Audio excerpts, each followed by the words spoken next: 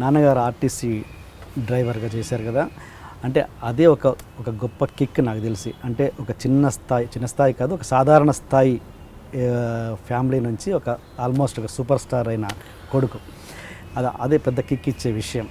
అంటే ఇప్పుడు నాన్నగారు ఏంటి రిటైర్డ్ అయిపోయారు. ఓకే ఓకే, ఎలా ఉంది ఆయన కిక్ ఎలా ఉంది? ఆయన కిక్ మాటల్లో చెప్పలేను నేను. పొద్దున్నే పేపర్లో న్యూస్ ఉంటే ఆ న్యూస్ తీసుకొని పేపర్ జాబ్ పెట్టుకోవడం, సినిమా రిలీజ్ అవుతుంటే ఒక ఫ్లెక్సీ వేసి ఊర్లో నడి బొడ్డులో ఫ్లెక్సీ వేసుకోవటం, సినిమా రిలీజ్కి 4 రోజుల ముందు హడావిడి చేసి మొత్తంతో వెళ్ళి సినిమా అంతా హ్యాపీగా ఎంజాయ్ చేసి వచ్చి 10 మందికి చెప్తూ దాన్ని ఎంజాయ్ చేయటం. సో ఎవ్రీ మినిట్ టీవీలో వచ్చేదాన్ని యూట్యూబ్ ఆన్ చేసుకుంటాడు ఇంట్లో. ఇప్పుడు ఏముంది, ఫోన్కి డైరెక్ట్గా టీవీ కనెక్ట్ చేసుకుంటాడు, యూట్యూబ్ పెట్టుకొని ఇదిగో మీరు చేసే ఇంటర్వ్యూ లేకపోతే ఇంకోరు చేసే ఇంటర్వ్యూస్ పెట్టుకొని చూస్తూ కూర్చుంటాడు. మా అబ్బాయి ఆ కిక్లో ఉన్నారు. అండ్ ఆ కిక్ వాళ్ళకి రావటం కూడా ఒక 10 ఏళ్ళు పట్టింది అది రావడానికి. 2005లో నేను ఇంజనీరింగ్ అయిపోయి 2004 ఇంజనీరింగ్ అయిపోయాక 2005కి నేను స్టార్ట్ అయింది నా ఫిల్మ్ కెరియర్. ఆల్మోస్ట్ 10 years నా ఫస్ట్ సినిమా రిలీజ్కి. మధ్యలో చాలా స్ట్రగుల్స్ ఫేస్ చేసాము, చాలా ఇబ్బందులు పడ్డాము. మోర్ దాన్ పేరెంట్స్ని బయటికి వెళ్తూ ఉంటారు, వాళ్ళు పెళ్ళిళ్ళకి వెళ్తుంటారు, ఫంక్షన్కి వెళ్తుంటారు. ఈ ప్రాసెస్లో వాళ్ళు చాలా ఇన్సల్ట్స్ ఫీల్ అయ్యారు.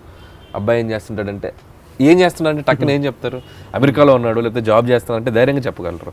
సినిమాల్లో ఉన్నారు అనగానే అది ఒకసారి చెప్తారు, 2 సార్లు చెప్తారు. 3 ఏళ్ళు, 4 ఏళ్ళు, 5 ఏళ్ళు, 6 ఏళ్ళు, 7 ఏళ్ళు, 8 ఏళ్ళు, 9 ఏళ్ళు, 10 ఏళ్ళు, వాళ్ళ లైఫ్లో ఒక 10 ఏళ్ళు బయట మా అబ్బాయి ఇది అని చెప్పుకోలేని ఒక చాలా ఇది చేశారు, ఫేస్ చేశారు. నేను ఎప్పుడు చెప్తుండేవాడిని, ఒక రోజు వస్తుంది, వెయిట్ చేయండి. నన్ను ఎంతో నమ్మారు. నా నమ్మకానికి వాళ్ళ ఓర్పు ఉంటారంటారు కదా, అది బాగా హెల్ప్ అయింది. సో ఇప్పుడు 2015 జనవరి 23 నా లైఫ్ మారిన రోజు, పటాస్ రిలీజ్ అయిన రోజు. అక్కడ నుంచి ఎవ్రీథింగ్ షట్, అన్నీ క్లోజ్ అయిపోయింది. మీరు బ్రదర్స్ సిస్టర్? నాకు అక్క ఉందండి, సిస్టర్. ఓకే, చెప్పారు చాలాసార్లు. ఓకే, ఆయన నాన్నతో ఎప్పుడన్నా బస్సులో ప్రయాణం చేశారా? ఆయన డ్రైవ్ చేస్తుంటే చాలాసార్లు కూర్చొని ఎప్పుడన్నా పెయిన్ ఫీల్ అయ్యారా? చాలాసార్లు. అంటే బస్ డ్రైవింగ్ అనేది చాలా కష్టమైన జాబ్ ఫిజికల్గా. అంటే ఒక మార్నింగ్ 8 మొదలైతే ఈవినింగ్ 7-8 వరకు ట్రిప్స్ తిరుగుతూనే ఉంటారు వాళ్ళు. అందుట్లో మా నాన్నగారు తిరిగే రూట్ ఏంటంటే విలేజెస్ మీదకి వెళ్తూ ఉంటారు. రోడ్స్ ప్రాపర్గా ఉండవు. మనకి హైవే అనుకోండి, కొడితే మనకి జర్నీ తెలియదు, జప్న వెళ్ళిపోతాం. మా నాన్నగారు తిరిగే రోడ్డు విలేజెస్ మీద అవడంతో దాదాపు ఒక 15 నుంచి 20 సంవత్సరాలు ఆ రోడ్స్ మీద, గతుకుల రోడ్స్ మీద గేర్లు మారుస్తూ ఉండాలి, చేస్తూ ఉండాలి. అది చాలా టఫ్ జాబ్. అది వింటర్ ఓకే, మీకు ఎండాకాలం వస్తే మీకు ఆర్టీసీ బస్సు ఊహించుకోండి, అది ఇంజన్ పక్కన డ్రైవింగ్ సీట్ ఊహించుకోండి. అనిపిస్తుంది ఒక్కొక్కసారి మనకి లైఫ్ ఇవ్వడానికి వాళ్ళు పడే కష్టం ఎంత ఉంటుందో అనేది. అలాంటి గుర్తుంది కాబట్టే నేను ఇంకా ఆ పెయిన్ నాకు తెలుసు కాబట్టి ఒళ్ళు దగ్గర పెట్టుకుని పనిచేస్తున్నానేమో అని నా ఫీలింగ్. మా నాన్నగారి కష్టం నేను చూశాను కాబట్టి, ఆ కష్టం విలువ తెలుసు కాబట్టే ఒళ్ళు దగ్గర పెట్టుకుని పనిచేయాలి.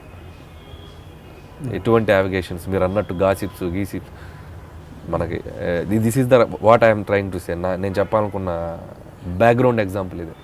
సో ఆ కష్టం విలువ తెలుసు నాకు. సో వేషాలు ఇస్తే ఇక్కడ మనం ఎక్కువ కాలం ముందుకెళ్ళాలి. ఎప్పుడైనా ఇన్సిడెంట్ గుర్తుందా, మీరు బస్సులో డ్రైవ్ చేస్తున్నప్పుడు ఆయన డ్రైవ్ చేస్తుంటే ఆ పెయిన్ ఫీల్ అయిన సందర్భం? ఆయన బస్సులో ఎలా ఉంటాడంటే, ఆయన ఒక హీరో ఆయన బస్సుకి. సో ఆ కష్టం మనకు తెలియనివాడు. సేమ్ ఇప్పుడు మీరు అన్నారు కదా, నేను నవ్వుతూ మాట్లాడుతుంటానండి. మా నాన్న ఇంకా అంతకంటే జోవియల్గా ఉంటుంటాడు.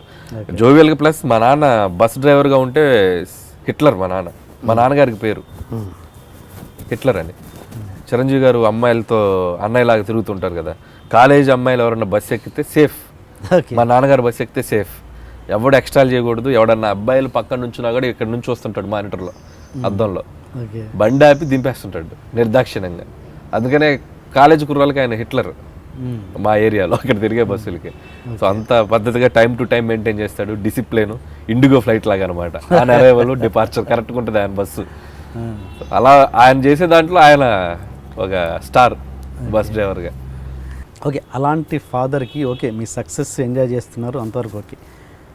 సుఖం పరంగా, కంఫర్ట్ పరంగా ఆయనకి ఎలాంటి క్రియేట్ చేస్తున్నారు మీరు? కంఫర్ట్ పరంగా అంటే హ్యాపీగా ఒక మంచి ఇల్లు కట్టించాను ఊర్లో, చాలా మంచి ఇల్లు. ఓకే, ఒక 2 floors వేసాము. హ్యాపీగా ఇంట్లో 2 మా అమ్మ నాన్నగారు, వీకెండ్స్ వస్తే మంచి సరదాగా సినిమాకి వెళ్తారు. ఓకే. ఇప్పుడు మా అమ్మగారు పూజలు చేసుకుంటూ, మా నాన్నగారు ఊళ్ళో చిన్న చిన్న పనులు చేసుకుంటూ హ్యాపీగా ఎంజాయ్ చేస్తున్నారు.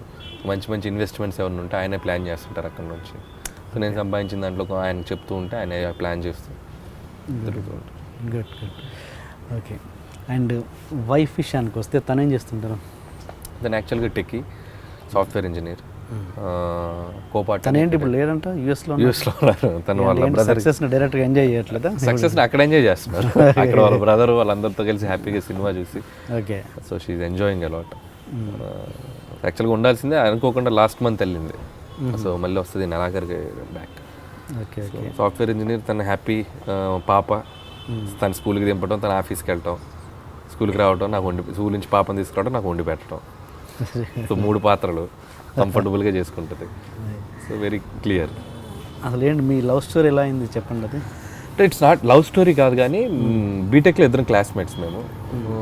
ఎప్పుడు అంటే లవ్ యాంగిల్ అనేది మాకు ఫస్ట్ ఎక్కడ లేదు, జనరల్గా మాట్లాడుకుంటూ ఉండేవాళ్ళం. అలాంటి సడన్గా ఒకసారి ఎప్పుడో కలిసినప్పుడు మాటల్లో తనకి మ్యాచెస్ చూస్తున్నారు, మనకి ఇంకా 2012 అనుకుంటా. నేను ఇంకా డైరెక్షన్ ట్రయల్స్లోనే ఉన్నాను. ఏదో పనిలో ఊరికే తెలిసిన అమ్మాయి, రైటర్గా ఉన్నాను, బాగా తెలిసిన ఫ్రెండ్. నేను మామూలుగా క్యాజువల్గా త్రో చేశా, సరదా పెళ్లి చేసుకుందాం. అమ్మాయి సీరియస్గా తీసుకుంది. బాధపడారా? Very happy. సీరియస్గా తీసుకుంది కాబట్టి నేను సీరియస్గా కనెక్ట్ అయ్యి పెళ్లి ఇమీడియట్గా అయిపోయింది ఒక దీంట్లో.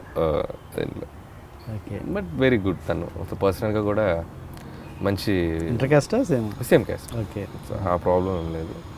సో అందరం happy. So nothing is personal లైఫ్లో, ప్రతి మ్యారేజ్ లైఫ్లో ఉండే లిటిల్ చిన్న చిన్న ఫ్రస్ట్రేషన్స్ అనేది ప్రతి ఇంట్లో ఉండేవే. అవే ఈరోజు ఒక 50 కోట్లు కలెక్ట్ చేయడానికి కారణమైంది. ఈ సినిమాలో పెట్టిన మీ ఫ్రస్ట్రేషన్ ఏంటి? ఈ సినిమాలో ఫుడ్ ఒకటి నా పర్సనల్ ఎక్స్పీరియన్స్.